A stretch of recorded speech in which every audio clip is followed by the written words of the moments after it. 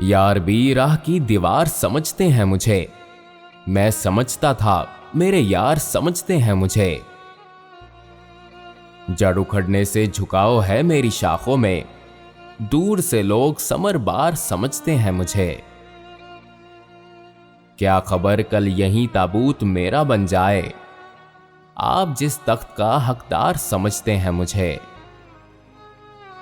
नेक लोगों में मुझे नेक गिना जाता है और गुनाहगार गुनाहगार समझते हैं मुझे। मैं तो खुद बिकने को बाजार में आया हुआ हूं और दुकानदार खरीदार समझते हैं मुझे।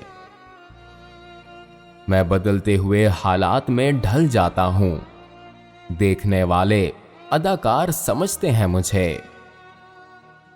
वो जो इस पार हैं इस पार मुझे जानते हैं, ये जो इस पार हैं उस पार समझते हैं मुझे।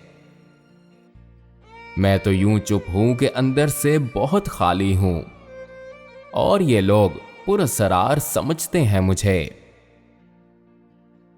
रोशनी बांटता हूं सरहदों के पार भी मैं, हम वतन इसलिए गद्दार समझते हैं मुझे।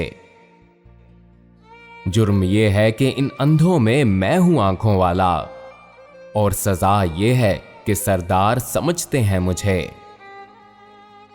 लाश की तरह सरेआब हूं मैं और शाहिद, डूबने वाले मददगार समझते हैं मुझे। यार भी राह की दीवार समझते हैं मुझे। मैं समझता था मेरे यार समझते हैं मुझे।